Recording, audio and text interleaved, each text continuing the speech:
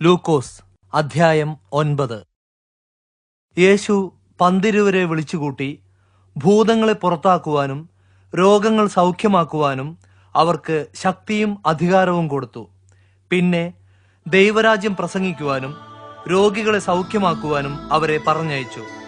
അദ്ദേഹം അവരോട് പറഞ്ഞു, യാത്രയ്ക്ക് വടിയോ സഞ്ചിയോ ആഹാരമോ പണമോ ഒന്നിലധികം വസ്ത്രമോ എടുക്കരുത്. നിങ്ങൾ ഏതെങ്കിലും വീട്ടിൽ ചെന്നാൽ പട്ടണം വിട്ടു പോകുന്നതുവരെ ആ വീട്ടിൽ താമസിക്കുക. ജനങ്ങൾ നിങ്ങളെ സ്വാഗതം ചെയ്യുന്നില്ലെങ്കിൽ അവരുടെ പട്ടണം വിട്ടു പോകുമ്പോൾ അവർക്കെതിരെ സാക്ഷ്യത്തിനായി നിങ്ങളുടെ കാലിലെ പൊടി തട്ടിക്കളയുക. അങ്ങനെ അവർ പുറപ്പെട്ട് സുവിശേഷം അറിയിച്ചും എല്ലായിടത്തുമുള്ള ജനങ്ങളെ സൗഖ്യമാക്കിയും കൊണ്ട് ഗ്രാമം തോറും സഞ്ചരിച്ചു. സംഭവിച്ചുകൊണ്ടിരുന്നതെല്ലാം നാടുവാഴിയായ ഹെരോദാവ് കേട്ടു. യോഹന്നാൻ മരിച്ചവരിൽ നിന്ന് ഉയിർപ്പിക്കപ്പെട്ടിരിക്കുന്നുവെന്ന് ചിലരും, ഏലിയാവ് പ്രത്യക്ഷനായിരിക്കുന്നുവെന്ന് മറ്റു ചിലരും, പണ്ടത്തെ പ്രവാചകന്മാരിൽ ഒരാൾ ജീവിച്ചെഴുന്നേറ്റിരിക്കുന്നുവെന്ന് വേറെ ചിലരും പറഞ്ഞുകൊണ്ടിരുന്നതിനാൽ ഹെരോദാവ് പരിഭ്രാന്തനായി. യോഹന്നാനെ ഞാൻ ശിരച്ഛേദം ചെയ്തു, പിന്നെ ഈ വിധ കാര്യങ്ങൾ പറഞ്ഞു കേൾക്കുന്ന ഇവൻ ആര് എന്ന് അദ്ദേഹം പറഞ്ഞു. യേശുവിനെ കാണാൻ അദ്ദേഹം ശ്രമിച്ചു. അപ്പോസ്തലന്മാർ മടങ്ങിയെത്തി തങ്ങൾ ചെയ്തതെല്ലാം യേശുവിനോട് അറിയിച്ചു. അനന്തരം അദ്ദേഹം അവരെ കൂട്ടിക്കൊണ്ട് തനിയെ ബേത്സയിദ എന്ന പട്ടണത്തിലേക്ക് പോയി. എന്നാൽ ജനങ്ങൾ അതറിഞ്ഞ് അദ്ദേഹത്തിന്റെ പിന്നാലെ ചെന്നു.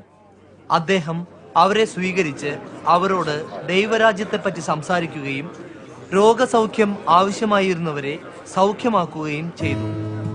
പകൽ കഴിയാറായപ്പോൾ 12 അടുത്തുവന്ന് അദ്ദേഹത്തോട് പറഞ്ഞു, നാം ഇവിടെ ഒരു നിർജ്ജന സ്ഥലത്താണ്. അതുകൊണ്ട് ചുറ്റുമുള്ള ഗ്രാമങ്ങളിലും നാട്ടിൻപുറത്തും ചെന്ന് ഭക്ഷണവും താമസ സൗകര്യവും കണ്ടെത്തുവാൻ ജനക്കൂട്ടത്തെ പറഞ്ഞയക്കണം. അതിന് അദ്ദേഹം, നിങ്ങൾ അവർക്കെന്തെങ്കിലും ഭക്ഷിക്കാൻ കൊടുക്കുവിൻ എന്ന് ഉത്തരം പറഞ്ഞു. ഞങ്ങളുടെ പക്കൽ 5 അപ്പവും 2 മീനും മാത്രമേ ഉള്ളൂ. അല്ലെങ്കിൽ പിന്നെ ഈ ജനക്കൂട്ടത്തിന് മുഴുവൻ വേണ്ടുന്ന ഭക്ഷണം ഞങ്ങൾ പോയി വാങ്ങണം. അവർ മറുപടി പറഞ്ഞു. അവിടെ ഏകദേശം 5000 പുരുഷന്മാർ ഉണ്ടായിരുന്നു. അദ്ദേഹം ശിഷ്യന്മാരോട്, അവരെ 50 പേർ വീതം പന്തികളായി ഇരുത്തുവിൻ എന്നു പറഞ്ഞു. അവർ അങ്ങനെ ചെയ്തു. എല്ലാവരെയും ഇരുത്തി. അദ്ദേഹം ആ 5 അപ്പവും 2 മീനും എടുത്ത് സ്വർഗത്തേക്ക് നോക്കി സ്തോത്രം ചെയ്ത് മുറുക്കി. പിന്നെ ജനങ്ങൾക്ക് വിളമ്പിക്കൊടുക്കുവാൻ ശിഷ്യന്മാരെ ഏൽപ്പിച്ചു. എല്ലാവരും തിന്ന് തൃപ്തരായി. ശേഷിച്ച നുറുക്കുകൾ ശേഖരിച്ചത് 12 കുട്ട ഉണ്ടായിരുന്നു. ഒരിക്കൽ യേശു തനിച്ച് പ്രാർത്ഥിച്ചുകൊണ്ടിരുന്നു. ശിഷ്യന്മാർ അദ്ദേഹത്തോടുകൂടെ ഉണ്ടായിരുന്നു. അദ്ദേഹം അവരോട്, ഞാൻ ആരാകുന്നു എന്നാണ് ജനങ്ങൾ പറയുന്നത് എന്ന് ചോദിച്ചു. യോഹന്നാൻ സ്നാപകൻ എന്ന് ചിലരും ഏലിയാവെന്ന് മറ്റൊരു ചിലരും പറയുന്നു. പുരാതന കാലത്തെ പ്രവാചകന്മാരിൽ ഒരുവൻ ഉയിർത്തെഴുന്നേറ്റുവെന്ന് വേറെ ചിലരും പറയുന്നുണ്ട്. അവർ ഉത്തരം പറഞ്ഞു. എന്നാൽ നിങ്ങളോ? യേശു ചോദിച്ചു, ഞാൻ ആരാകുന്നുവെന്നാണ് നിങ്ങൾ പറയുന്നത്? ദൈവത്തിന്റെ ക്രിസ്തു. പത്രോസ് മറുപടി പറഞ്ഞു. ഇത് ആരോടും പറയരുതെന്ന് യേശു അവരോട് കർശനമായി കൽപ്പിച്ചു. അദ്ദേഹം പറഞ്ഞു, മനുഷ്യപുത്രൻ പലതും സഹിക്കണം.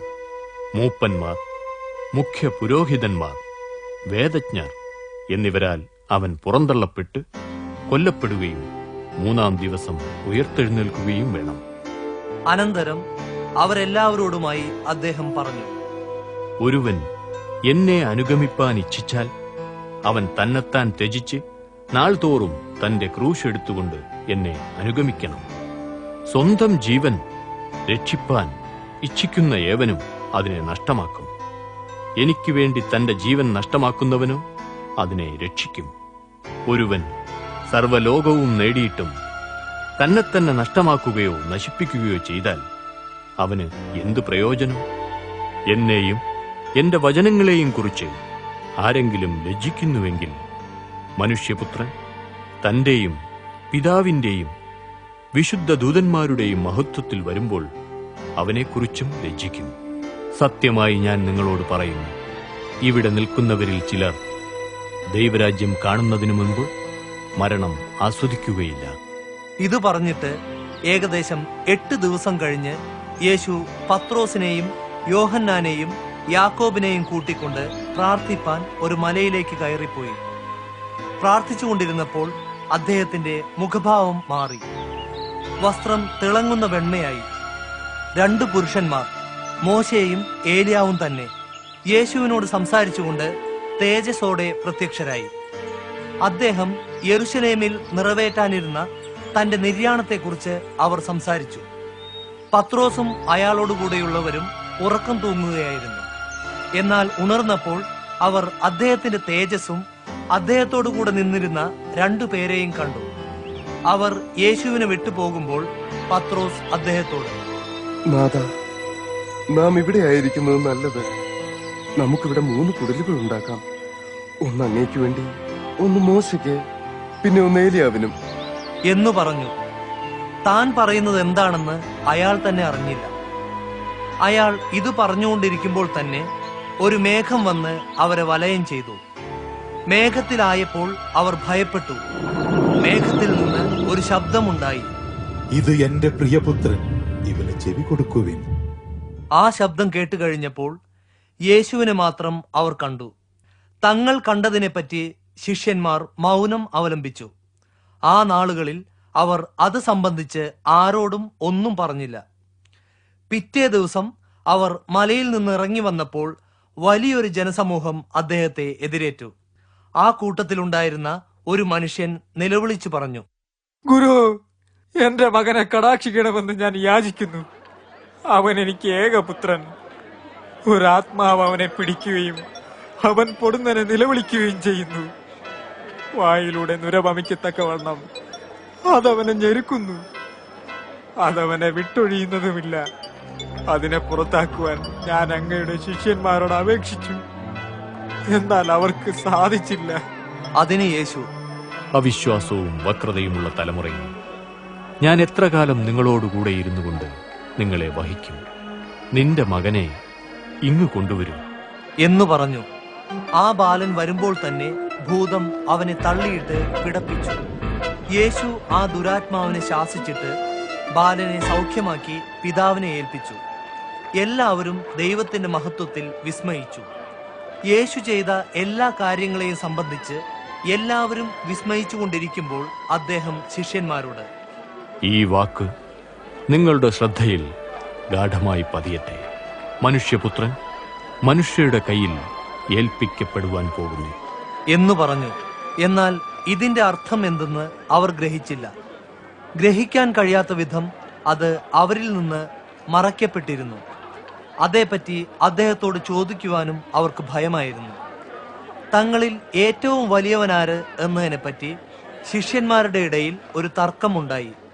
യേശു അവരുടെ ചിന്തകൾ മനസ്സിലാക്കിയിട്ട് ഒരു ശിശുവിനെ എടുത്ത് തന്റെ അടുക്കൽ നിർത്തി. പിന്നെ അവരോട് പറഞ്ഞു, ഈ ശിശുവിനെ എന്റെ നാമത്തിൽ സ്വീകരിക്കുന്ന ഏതൊരുവനും എന്നെ സ്വീകരിക്കുന്നു. എന്നെ സ്വീകരിക്കുന്നവൻ എന്നെ അയച്ചവനെ സ്വീകരിക്കുന്നു. നിങ്ങളിൽ എല്ലാവരിലും ഏറ്റവും ചെറിയവനത്രേ വലിയവൻ.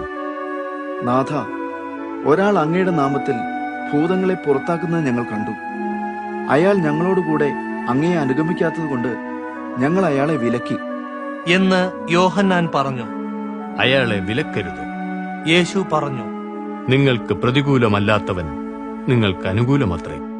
തന്റെ ആരോഹണത്തിനുള്ള സമയം സമീപിച്ചപ്പോൾ യേശു നിശ്ചയദാർഢ്യത്തോടെ യെരൂശലേമിലേക്ക് യാത്രയായി.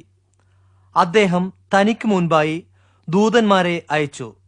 അവർ അദ്ദേഹത്തിനു വേണ്ടി ക്രമീകരണങ്ങൾ ചെയ്യുന്നതിന് ശമര്യരുടെ ഒരു ഗ്രാമത്തിലേക്ക് ചെന്നു. എന്നാൽ അദ്ദേഹം യെരൂശലേമിലേക്ക് പോവുകയായിരുന്നതുകൊണ്ട് അവിടുത്തെ ആളുകൾ അദ്ദേഹത്തെ സ്വീകരിച്ചില്ല. ഇത് കണ്ടിട്ട് ശിഷ്യന്മാരായ യാക്കോബും യോഹന്നാനും, കർത്താവേ, ഏലിയാവ് ചെയ്തതുപോലെ ആകാശത്തിൽ നിന്ന് തീയിറക്കി ഇവരെ നശിപ്പിക്കുവാൻ ഞങ്ങൾ പറയട്ടെയോ എന്നു ചോദിച്ചു. എന്നാൽ യേശു തിരിഞ്ഞ് അവരെ ശാസിച്ചു. എന്നിട്ട് അദ്ദേഹം പറഞ്ഞു, ഏതുതരം ആത്മാവാണ് നിങ്ങൾക്കുള്ളത് എന്ന് നിങ്ങൾ അറിയുന്നില്ല. കാരണം മനുഷ്യരുടെ ജീവനെ നശിപ്പിക്കുവാനല്ല, രക്ഷിക്കുവാനാണ് മനുഷ്യപുത്രൻ വന്നത്. പിന്നെ അവർ മറ്റൊരു ഗ്രാമത്തിലേക്ക് പോയി. അവർ വഴി നടന്നു പോകുമ്പോൾ ഒരു മനുഷ്യൻ അദ്ദേഹത്തോട്, അങ്ങ് എവിടെ പോയാലും ഞാൻ അങ്ങേ അനുഗമിക്കാം എന്ന് പറഞ്ഞു. അതിന് യേശു, കുറുനരികൾക്ക് മാളങ്ങളും ആകാശത്തിലെ പക്ഷികൾക്ക് കൂടുകളുമുണ്ട്, മനുഷ്യപുത്രനോ തലചായ്ക്കാൻ ഇടമില്ല എന്ന് ഉത്തരം പറഞ്ഞു. അദ്ദേഹം മറ്റൊരുവനോട്, എന്നെ അനുഗമിക്കുക എന്ന് പറഞ്ഞു.